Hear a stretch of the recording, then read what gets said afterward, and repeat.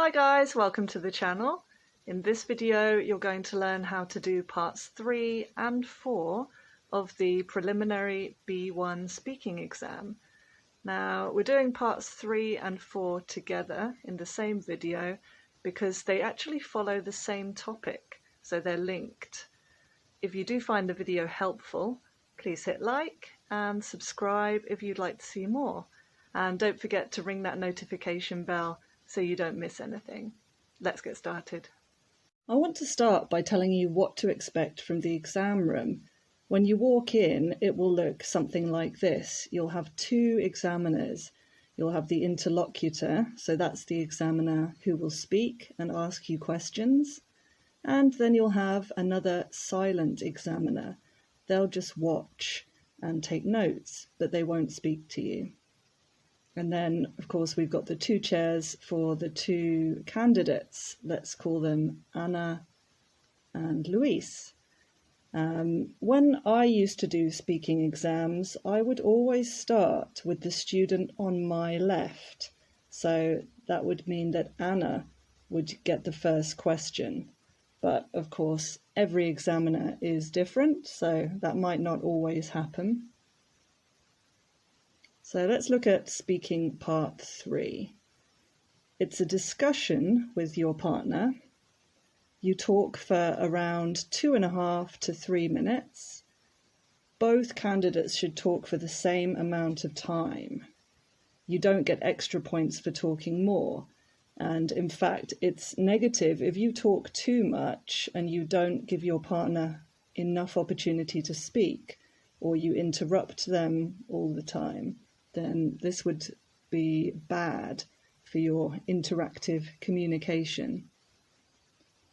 Don't stop talking until the examiner stops you. This is because it's hard to judge the amount of time, and if you stop talking too early, you might not have sufficiently completed the task, and you could be missing an opportunity to show the examiner what you can do. So just keep going until they stop you. Remember, you're talking to your partner, not the examiner. So body language is really important. Turn to face your partner. So immediately move your chair around so that you're looking at them. And make eye contact. It seems obvious, but when you're nervous, it's easy to look at your hands or look at the floor, but always make eye contact with your partner.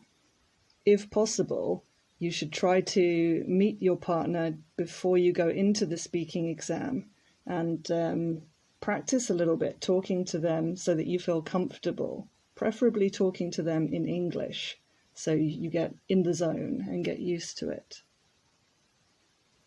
Nod your head if you agree with them.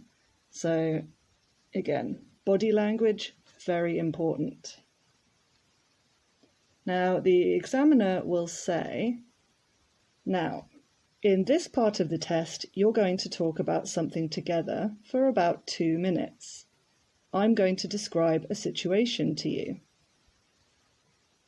Then they will place a booklet with some pictures in front of you. Okay, so this is an example. This is taken from the Teacher's Handbook for the new exams from 2020. I'll put the link to this in the description down below, as well as the information for candidates. Now the examiner will read the task. A young man works very hard and has only one free day a week. He wants to find an activity to help him relax. Here are some activities that could help him relax. Talk together about the different activities he could do and say which would be most relaxing. All right, now talk together. It's really important that you listen carefully to the instructions. You will not see the instructions. You will only see the pictures. If you miss something, ask the examiner to repeat the instructions. You could say, "I'm sorry, could you repeat that, please?" Okay, now there are two important parts to this task. talk together about the different activities he could do. So that's the first thing. And then say which would be most relaxing. Now, don't make a decision straight away. This is a mistake that a lot of candidates make. They might immediately say, I think going fishing is the best idea. But you don't want to do that. First, discuss all the options. After about 2.5 minutes, that is when you should make your decision. Now, it's difficult to keep track of time in the exam, so it's a really good idea to practice at home to get used to the timing.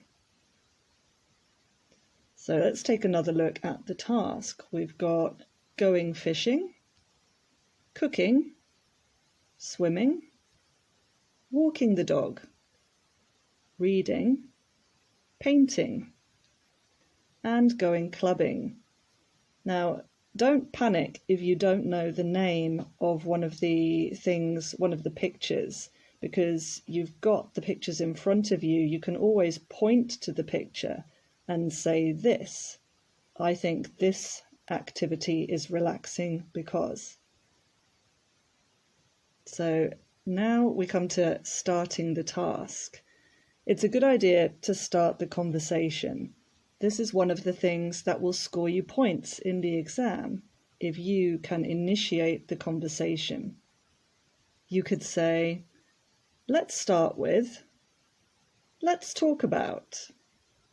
Okay, I think. Now, I've actually put together a PDF document of useful language for this exam, and you can download this for free from my website, englishwithem.com. You'll find the link down below in the description. So imagine our candidate, Anna. She is going to start the conversation and she says, let's start with walking the dog. I think that would be very relaxing because you can get out and spend time in nature. This is a good start, but what next? You need to develop the conversation. Now, one way that you can develop a conversation is to ask questions. So you want to involve your partner in the discussion, and you could say, how about you? What do you think? Do you agree? So let's add that in. What do you think? Now, you also need to show that you have listened to your partner. How can we show that we've listened to our partner? You could agree with them. I agree. That's a good point. I think the same. Or maybe you disagree. I disagree. I'm not sure about that. I don't think so. So let's see how that works in practice. Louise says, I agree. I think fishing is a good option. How about you? Has Luis shown that he's listened to his partner? What do you think? He's agreed, but has he listened? Notice how Anna has talked about walking the dog, and Luis has immediately changed the topic and has spoken about fishing. So there's nothing to indicate that he's actually listened to his partner. So how can you show that you've listened to your partner? You can comment on your partner's ideas. Luis could say, I agree. Spending time in nature can be very relaxing. That's why I think going fishing is a good option. How about you?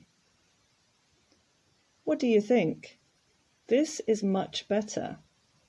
Anna talked about spending time in nature, and so Luis has also spoken about spending time in nature, and he's linked it to the next point. That's why. Okay, so this is really good. And then Louise has moved the conversation on by asking Anna, "How about you?" And then they can move on to talk about the next topic. And you should do this for all of the pictures. And then after about 2.5 minutes, you will need to make your decision. You could say, "Let's choose," "Let's go with," "In my opinion."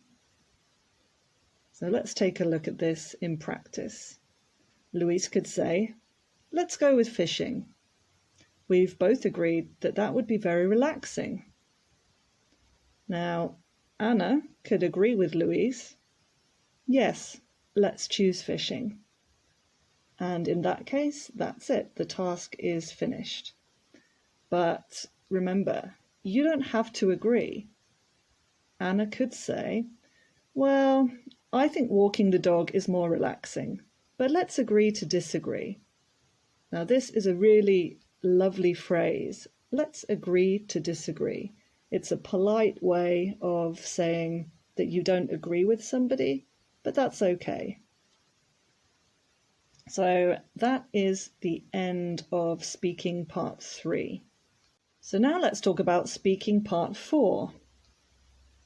This is a general conversation. It lasts about 3 minutes. The examiner will ask questions related to the topic of part 3. And this is an opportunity for the examiner to ensure that the test is balanced. They may either direct the question to a specific candidate or use body language to indicate that both of the candidates should discuss the question. So I'll show you what I mean by that.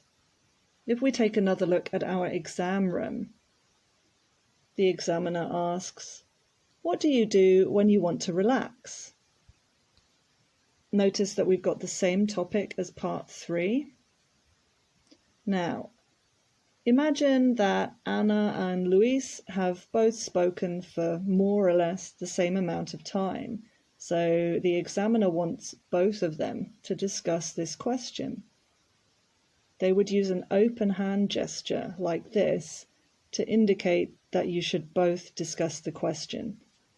If this happens, remember body language. Turn to face your partner. Make eye contact. It's also possible that the examiner would address the question to one candidate. They might say, "Anna, what do you do when you want to relax?" So let's take a look at a possible answer. Anna could say, "Well, I really like cooking and I find it very relaxing. When I have time, I like to hang out in my kitchen with some music and make some cakes.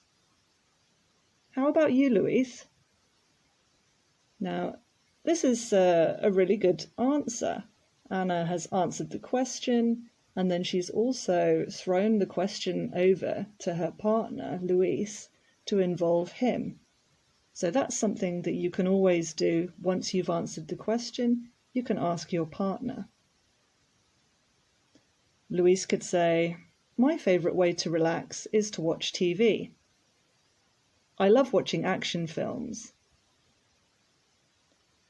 What do you think about this answer? It's not a bad answer, but it doesn't show that Louise has listened to his partner. A much better answer would be, "I don't really like cooking. I prefer to watch TV. I love watching action films when I want to relax." Notice that Anna spoke about cooking. She said she liked cooking. And then Louise shows that he's listened to her by saying, "I don't really like cooking." Okay, so it's a good idea, even in this part of the exam, to relate your answers to things that your partner has said, showing that you've been listening to them, because that will get you a higher mark for interactive communication. Next question. Do you prefer to relax with friends or alone? So again, if the examiner wants both of you to discuss the question, they'll use the open hand gesture. But perhaps they'll address it to the other candidate. Luis, do you prefer to relax with friends or alone? And then, exactly like before, Luis would answer the question, and then he could ask Anna what she thinks. Okay, this will go on for 3 to 4 minutes. The number of questions that you'll be asked depends on the length of your answers. It could be that you have a lot to say about question number 1, and you could talk about one question for the full time of part 4, and that's fine. If the examiner wants to move the conversation on, they'll interrupt and ask the next question. So that's it. That is everything you need to know about speaking parts 3 and 4. For more exam tips, then check out my other videos. And don't forget to head over to my website for your free useful language PDF. You'll find the link down below in the description, as well as the links for the teacher's handbook and the information for candidates. And remember, if you did like the video, then please hit like and subscribe to see more. See you in the next video.